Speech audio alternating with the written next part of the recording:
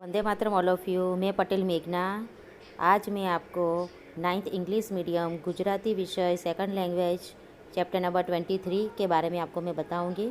हिंदी और गुजराती लैंग्वेज दोनों का इस्तेमाल करूंगी जिससे आपको ये सरलता से समझ में आ जाए। प्रेरक प्रसंगों यानी प्रेरक प्रसंग का मतलब होता है जो प्रसंग से हमें कुछ प्रेरणा मिले, हम कुछ सीख सके, ऐसी बात यहाँ पर हमें बताई गई है 3 प्रसंगों के द्वारा। प्रेरक प्रसंग के रचयिता जो है संकलित का मतलब है कि लोगों के द्वारा सुनी हुई बातों को हमारे तक पहुंचाने का काम गुजरात पाठ्य पुस्तक मंडल ने किया हुआ है, ऐसी बात हमें यहाँ पर बताई है।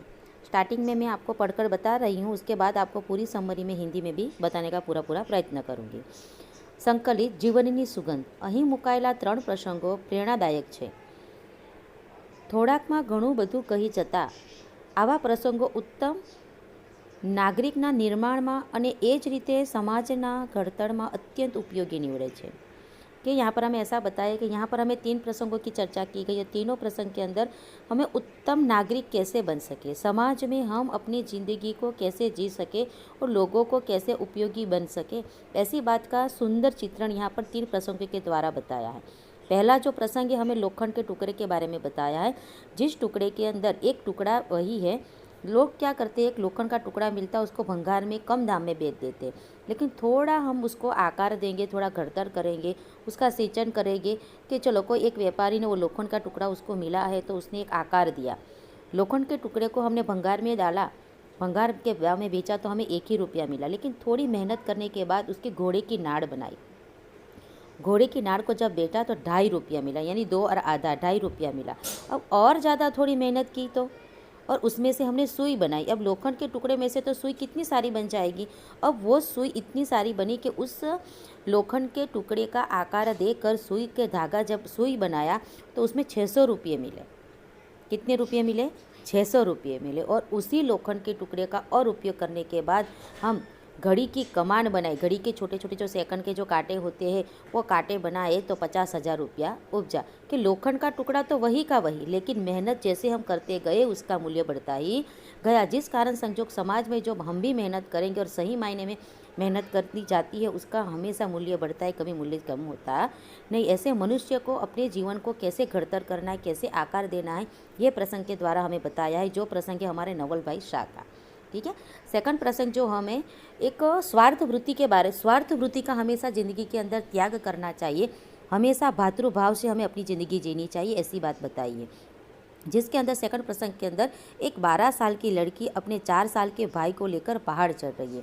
पहाड़ चढ़ते चढ़ते वो थकी नहीं है। कि मिनिमम 12 साल की जो लड़की है उसकी वेट हम देखेंगे तो चलो 30 किलो या फिर 32 किलो या उससे कम या उससे ज़्यादा हो सकता है। उसके 4 साल का जो भाई है मिनिमम उसका 10 किलो तो वज़न होगा ही है, यानी उसकी वजन से उसके भाई का जो आधा वजन है उसको उठाकर वो पहाड़ चढ़ रही है। और पहाड़ चढ़ते चढ़ते भी वो थकी बिल्कुल नहीं, उसके चेहरे पर कोई भी थकावट नहीं दिख रही है। और प्लस वो इतनी खुश होकर अपने भाई के साथ वार्तालाप कर चढ़ रही है कि बहुत सारे डूंगर पर चढ़ने वाले, बहुत सारे पहाड़ों पर चढ़ने वाले बहुत सारे ऐसे श्रद्धालु हैं। उसे देखकर लोगों को आश्चर्य होता है। उसी में एक श्रद्धालु ने उसको पूछा कि हे बेटा, कि हे छोकरी, તું આ પહાડ ચડે છે તો તારા આ 4 વર્ષના ભાઈને ઉચકીને તું ચડે છે, તને ભાર નથી लागतो? यानी तू अपने 4 साल के भाई को उठाकर, यानी गोद में उठाकर तू उसको चढ़ रही है तो तुम्हें थकावट नहीं लग रही है? तो लड़की ने बहुत अच्छा प्रत्युत्तर दिया। उसने कहा, भार सानो, यानी वजन किस बात का?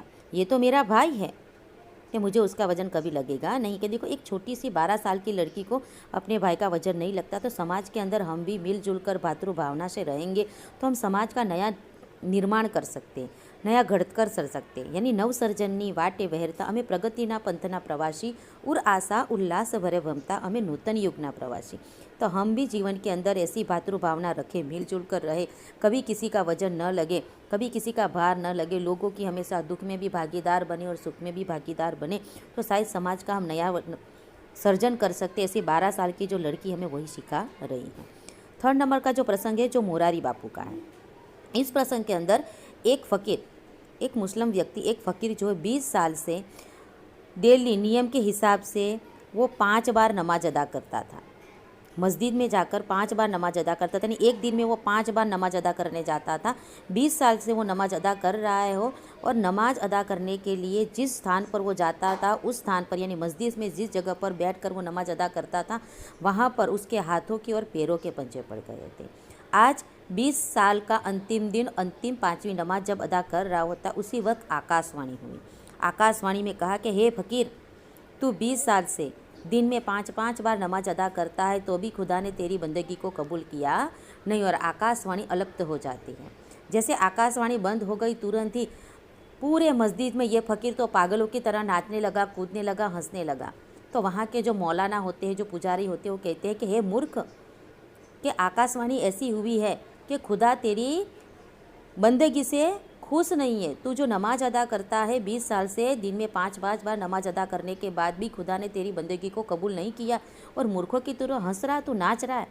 तब फ़कीर ने बहुत अच्छा जवाब दिया, कहा कि खुदा ने भले 20 साल से मैं 5-5 बार नमाज अदा करता था तो भी खुदा ने मेरी बंदगी को कबूल नहीं किया है, लेकिन खुदा को इतना तो पता है कि पृथ्वी पर एक बंदा ऐसा है जो उसको बहुत ज़्यादा मोहब्बत करता है, कि मुझे कर्म मैं करता रहा हूँ, मुझे फल मिले न मिले, लेकिन मुझे उसकी चिंता नहीं। लेकिन खुदा को इतना तो पता है कि मैं उसको मोहब्बत करता हूँ। यही बात जैसे श्रीमद् भागवत गीता के अंदर भी हमें बताया है कि कर्म करते रहो, फल की चिंता मत करो, किसी न किसी रूप में हमें कभी न कभी ये फल मिलता ही है। ऐसी बात इस प्रेरक प्रसंग के अंदर हमें बताई गई है। अब इसको हम प्रसंग के द्वारा मैं आपको समझाऊंगी। यहाँ पर हमें बताया है कि लोखंडનો એક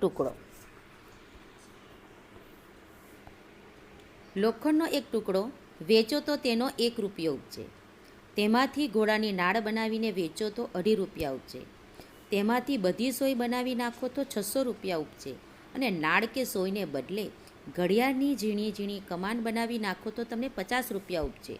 ઉપજે का मतलब होता है फायदा होगा, इतना कमानी होगी, ऐसा बताया है। लोखंड तो एनु ए અને એટલું જ છે, તેનું ઘડતર કરો, તેનું મૂલ્ય। मानस विषय पण एम ज कहूँ है नवल भाई शाह कि यहाँ पर पहले प्रसंग के अंदर जैसे मैंने आपको आगे समरी बताई, वैसे अभी यहाँ पर आपको सरल शब्दों में समझा रही हूँ कि एक लोखंड का टुकड़ा है।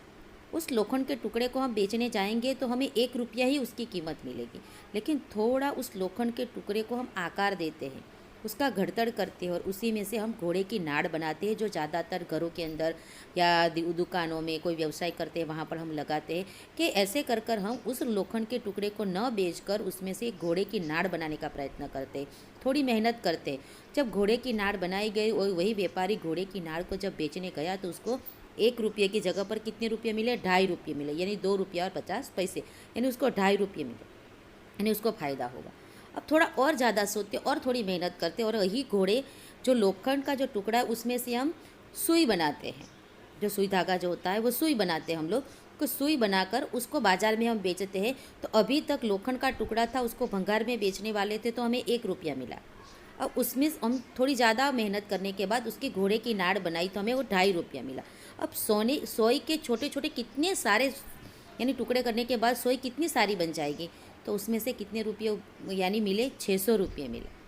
कि छोटी छोटी सोई बनाने के बाद 600 रुपये मिले। हम जैसी हमारी मेहनत बढ़ती गई वैसे हमें यानी फ़ायदा होता गया। अब 600 रुपये फ़ायदा हुआ तो और ज़्यादा मेहनत की कि उसी नाड़ में से, उसी सोई में से क्या किया? घड़ी का कमान बनाया गया, यानी घड़ी के जो छोटे छोटे जो कांटे आते हैं, सेकंड के कांटे, वो बनाए गए। तो वो जब बाज़ार में बेचे तो उसके 50,000 रुपया उपज मिली, यानी 50,000 का फ़ायदा मिला। कि लोखंड के टुकड़े को हम ऐसे ही बाज़ार में बेच देते तो हमें 1 ही रुपया मिलने वाला था, लेकिन मेहनत की तो 2.5 रुपये मिला, और ज़्यादा मेहनत की तो हमें 600 रुपये मिले, और ज़्यादा मेहनत की तो हमें कितने रुपये मिले? 50,000 रुपये मिले। यानी लोखंड तो वही का वही था ना, और मेहनत भी हमने उतनी की है, लेकिन थोड़ी और ज़्यादा की।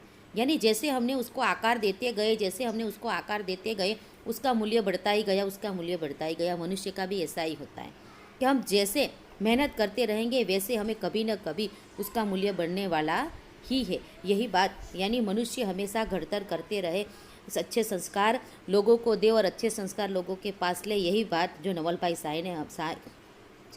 शाह ने हमें लोखंड के टुकड़े के बारे में बताकर ये प्रसंगों को हमने प्रेरणा प्रसंग बताया है कि जीवन के अंदर भी हमें ये उतारना ही चाहिए कि हम जैसे मेहनत करेंगे वैसे हमें फल मिलता ही रहेगा और दुगना ही मिलता रहेगा। ये पहले प्रसंग के अंदर बताया गया है। सेकंड नंबर का है ડુંગરનું ચઢાણ આકરું હતું.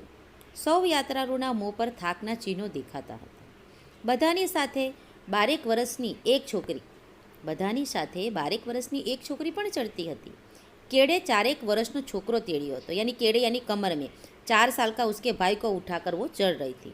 कोईने दया आई અને પૂછ્યું, અલી, આ છોકરાને તેડીને ચડે છે તે તને ભાર નથી લાગતો? છોકરીએ જવાબ આપ્યો, ના રે, ભાર શાનો, આ તો મારો ભાઈ છે. દરેકને ભાई समझिए तो कोईनो भार न लागे. तो डूंगरનું, अभी मैं आपको हिंदी में बता रही हूँ इसको, कि पहाड़ चढ़ रही थी और पहाड़ चढ़ना कोई आसान होता नहीं है. आकरू એટલે बहुत कठिन था कि सभी यात्रालु पहाड़ की टोच पर जो भी भगवान विराजमान है उसके दर्शन करने के लिए सब चढ़ रहे थे. सभी के चेहरे पर थकावट के चिन्ह दिखाई दे रहे थे, लेकिन एक 12 साल की लड़की जो अपने 4 साल के भाई को कमर में उठाकर जो चल रही थी, गोद में उठाकर जो चल रही थी, उसके चेहरे पर कोई भी थकावट का चिन्ह दिखाई दिया नहीं था. बहुत ही उसके चेहरे पर प्रेम और हास्य दिख रहा था. उतने में ही जो श्रद्धालु थे, जो बैठकर यानी थक गए थे, वो बैठे थे, वो दया आ गई इस लड़की पर. उसने पूछा कि अली, वो लड़की, कि तू इसको उठाकर टेढ़ी नहीं, यानी तू उसको उठाकर इतना ज़्यादा अपने भाई का वजन उठाकर तू चढ़ रही, तुम्हें भार नहीं लग रहा, तुम्हें वजन नहीं लग रहा? तब लड़की ने उसको शांति से जवाब किया, ना रे, आ तो नहीं, कि वजन किस बात का, ये तो मेरा भाई है. कि वजन किस बात का, ये तो मेरा भाई है. कि समाज के अंदर जो हर एक व्यक्ति को हम भाई बहन के रिश्ते से, अच्छे रिश्ते से चले, भातृ भावना से रहे, तो शायद समाज के अंदर हमें कोई चीज़ वस्तु का भार लगेगा नहीं. हम नया सर्जन कर सकते हैं, यानी नवी युग का सर्जन कर सकते हैं. कि नूतन युगना प्रवासी, जैसे मैंने आपको काव्य पंक्ति बताई कि नवसर्जननी वाटे वहरता हमें नूतन युगना प्रवासी. कि हम काले माथे के इंसान हैं, कले मिट्टी के, कि हम किसी को नहीं जानते, लेकिन हम मिलजुल कर शायद लोगों को पहचानेंगे या लोगों के साथ मिलजुल कर रहेंगे तो भातृ भावना हमारी ज़रूर पड़ेगी. किसी के साथ हमें ईर्ष्यावृत्ति करने की ज़रूरत नहीं है. ऐसी बात हमें बताई. थर्ड वाला जो है, एक फ़कीर, मोरारजी बापू का है ये प्रसंग, कि एक फ़कीर 20 વર્ષથી નિયમિતપણે મસ્જિદમાં દિવસની 5 નમાજ પઢતો હતો. તેને જે જગ્યાએ નમાજ અદા કરતો હતો એટલી જગ્યામાં એના હાથના અને પગના નિશાન પડી ગયેલા. 20મું વર્ષ અને સાંજની છેલ્લી નમાજ જ્યારે તે અદા કરતો હતો ત્યારે આકાશવાણી થઈ કે હે ફકીર, તું 20 વર્ષથી એક જ જગ્યાએ રોજ 5-5 નમાજ અદા કરે છે, પણ ખુદાના દરબારમાં તારી એક પણ નમાજ મંજૂર થઈ નથી. આ સાંભળી તો ફકીર તો આખી મસ્જિદમાં નાચવા લાગ્યો, પાગલ બની ગયો. એક મૌલવી બાજુમાં ઊભેલા એ કહે, અરે બેવકૂફ, તારે તો રડવું જોઈએ, તું નાચે છે કેમ? 20 વર્ષથી તું નમાજ પડે છે અને ખુદાએ તારી એકેય નમાજ કબૂલી નથી, તો ભારે આંસુડા પાડવા જોઈએ અને તું હસે છે. कि यहाँ पर हमें कर्म की बात बताइए. जैसे श्रीमद् भागवत गीता में कर्म करते रहो, फल की चिंता मत करो, ऐसे हमारे श्रीमद् भागवत गीता जो हमारा धर्म ग्रंथ है इसमें भी बताया गया है कि यहाँ पर एक फ़कीर के प्रेरक कथाएँ हमें बताई गई है मोरारी बापू ने, कि एक फ़कीर 20 साल से डेली हर रोज़ मस्जिद में दिन में 5 बार नमाज अदा करने जाता था. जिस जगह पर वो नमाज अदा करता था उस जगह पर उसके हाथ के और पैरों के निशान पड़ गए थे. आज 20वां साल का अंतिम दिन और रात्रि की अंतिम नमाज जब अदा कर रहा होता है तब आकाशवाणी कैसे, जब कंस की आकाशवाणी हुई थी ना कि हे कंस, तेरे ही बहन के 8वें संतान तुम्हारा वध करेगी, वैसी आकाशवाणी. ठीक है, आकाश में आकाशवाणी हुई, भगवान ने आकाशवाणी दी उसको कि हे फकीर, तू 20 साल से कि एक ही जगह पर रोज़ 5-5 बार नमाज अदा करता है खुदा को, लेकिन खुदा के दरबार में तेरी एक भी नमाज को मंजूर नहीं किया गया और आकाशवाणी पूर्ण हो गई. फकीर तो ये सुनकर पूरी मस्जिद के अंदर नाचने लगा, कूदने लगा और पागल की तरह हंसने लगा. कि उसके बाजू में एक जो मौलाना थे जो सेवा करते थे खुदा की, वो मौलाना कहता है खड़े होकर, ये बेवकूफ़, ये मूर्ख, कि तुम्हें तो रोना चाहिए और तुम नाच रहे हो, क्यों नाच रहे हो? कि 20 साल से तू नमाज अदा करता है तो भी खुदा ने अपनी दरबार में तेरी एक भी नमाज अदा नहीं की, तुम्हें तो रोना चाहिए, तू हंस रहा है पागल की तरह, ऐसा कहता है. तब फकीर ने क्या जवाब दिया, આજે તો મારું જીવન ધન્ય થઈ ગયું, મારી બંદગી કબૂલ થાય કે ન થાય એની કોને પરવા છે, પરંતુ ખુદાને એટલી ખબર તો છે ને કે હું નમાજ પઢી રહ્યો છું, મારે માટે તો એટલું જ બસ છે, ફળ મળે કે ન મળે એની જ શી જરૂર છે, હા, ખુદાને એટલી ખબર હોવી જોઈએ કે ખુદા हमने तारी साथे मोहब्बत છે, बंदगी सफल। कि फ़कीर ने बहुत शांति से मौलाना को जवाब दिया कि आज तो मेरा जीवन धन्य हो गया, आज मेरे लिए सबसे खुशी का दिन है कि मेरी बंदगी कि भगवान के दरबार में कबूल हो या न हो, उसकी मुझे कोई परवाह नहीं है। कि खुदा को इतना तो पता है ना कि मैं उसके लिए नमाज़ पढ़ता हूँ, मैं उसके लिए नमाज़ पढ़ता हूँ कि मुझे उसका फल मिले कि न मिले उससे मुझे कोई लेना देना नहीं है। कि हाँ, लेकिन खुदा को इतना तो पता है ना कि पृथ्वी पर एक फ़कीर रहता है जो मुझे बहुत ज़्यादा मोहब्बत करता है, और यही मेरी तो बंदगी सफल हो गई, यहाँ मुझे सब कुछ मिल गया। ऐसी बात वो कहता है, यानी कर्म करते रहो, फल की चिंता कभी करना नहीं है। ऐसी बात हमें यहाँ पर बताइए। आशा है कि आपको ये चैप्टर समझ में आ गया होगा। साथों साथ मैं आपको स्वाध्याय भी करवा देती हूँ कि वैकल्पिक प्रश्न देखिए कि ફકીર કેટલા સમયથી નિયમિતપણે મસ્જિદમાં નમાઝ પઢવા જતો હતો? તો 20 વર્ષથી, બરાબર છે, સી આન્સર આવશે। 20 વર્ષથી નમાઝ અદા કરતો હતો। ફકીર 20મા વર્ષની અને સાંજની છેલ્લી નમાઝ અદા કરતો હતો ત્યારે કઈ ઘટના બની હતી? આકાશવાણી થઈ હતી, બરાબર છે, ડી આવશે જવાબ, આકાશવાણી થઈ હતી। શું આકાશવાણી થઈ હતી? कि तारी नमाज ने आजू भगवान अल्लाह के दरबार में उसको कबूल किया नहीं, ऐसी आकाशवाणी होती, ये भी याद रखे। कि फल मळे के न मळे एनी सी जरूर है। हाँ, खुदाने एटली तो खबर होवी जोईए कि खुदाने एटली तो खबर होवी जोईए कि तारी साथे मोहब्बत है, बंदगी सफल। आ वाक्य फकीर कोने कहे छे? मौलवी ने कहे छे।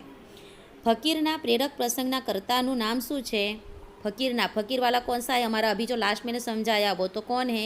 मोरारी बापू। ठीक है, गुड, वेरी गुड। जीवननी सुगंध प्रसंगमां माणसनो सर्वांगी विकास थाय ते माटे शेनुं उदाहरण आपवामां आव्युं छे? लोखंडना टुकड़ानुं उदाहरण आपवामां आव्युं छे, बराबर है। लोखंडना टुकड़ा, सर्वांगी विकास आपणे करवो होय तो लोखंडना टुकड़ाना समान मेहनत यानी भंगार में नहीं जाना, उसकी मेहनत करते रहना है। जैसे यानी घड़ी की कमान बनाई तो हमारा मूल्य बढ़ गया और 50,000 में गई, ऐसे हमें भी मेहनत करना चाहिए, ऐसी बात बताइए। कि बीजा प्रसंग में नवी दुनिया बनावा माटे लोगों में क्यों भाव होवो जोईए? तो बी आएगा, भातृभाव होना चाहिए हमारे अंदर। भातृभाव यानी मिलजुल कर रहने की भावना हमारे मन के अंदर होनी चाहिए, ऐसी बात बताइए। क्वेश्चन नंबर 2, नीचेना प्रश्नों 2-3 वाक्य में उत्तर आपो। अब देखो, मैंने आपको सिखाया ही है स्कूलों के अंदर कि हमें पैटर्न जो है 2 मार्क्स के क्वेश्चन होते तो कैसे लिखना है।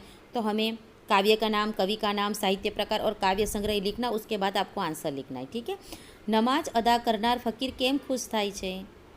नमाज अदा करनार फकीर एटला माटे खुश थाय छे कि 20 वर्षनी आज अंतिम नमाजनी अंदर आकाशवाणी थई कि खुदाना दरबारमां तारी एक पण नमाजने कबूल करवामां नथी आवी, ते छतां पण ए खुश थाय छे, कारण के खुदाने एटली तो खबर छे कि पृथ्वी पर एक बंदो एवो छे कि एने खूब मोहब्बत करे छे, अने कि खुदाने एटली तो खबर है, सॉरी वापस रिपीट कर रही हूँ, कि नमाज अदा करनार फकीर एटला माटे खुश थाय छे कि 20 वर्षथी हूँ दिवस में 5 वार नमाज अदा करूँ छूँ, ते छतां पण खुदाना दरबार में भले मारी नमाजने, मारी बंदगीने कबूल करवामां नथी आवी, पण खुदाने एटली तो खबर है ने कि एक बंदा ऐसा है जो उसको बहुत ज़्यादा मोहब्बत करता है। एटले एक फकीर एवो छे कि एने दिवस में 5 वार याद करे छे ने एने खूब याद करीने एनी पूजा अर्चना करे छे, ऐसी बात यहाँ पर बताई।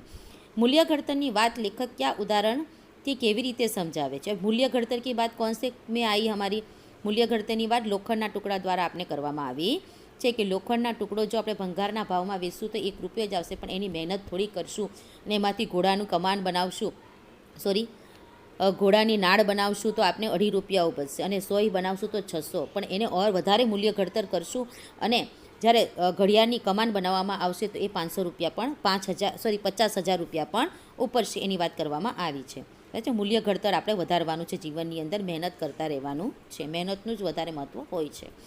કોઈએ ડુંગર ચડતી છોકરીને શું પૂછ્યું? છોકરીએ તેને શું જવાબ આપ્યો? કે ડુંગર ચડતી છોકરીને પૂછવામાં આવ્યું કે તને તારા આ ભાઈનો ભાર નથી લાગતો? ત્યારે એ જવાબ આપે છે, ભાર શાનો? આ તો મારો ભાઈ છે। કે ભાતૃભાવનાની વાત અહીંયા કરવામાં આવી છે। તમે આ प्रश्नों ने तमें तमारी मौलिक भाषा में लखी सको छो। कि मेरी आशा करती हूँ कि आपको मेरा ये चैप्टर जो मैंने समझाया है अच्छी तरह से समझ में आया होगा। वंदे मातरम।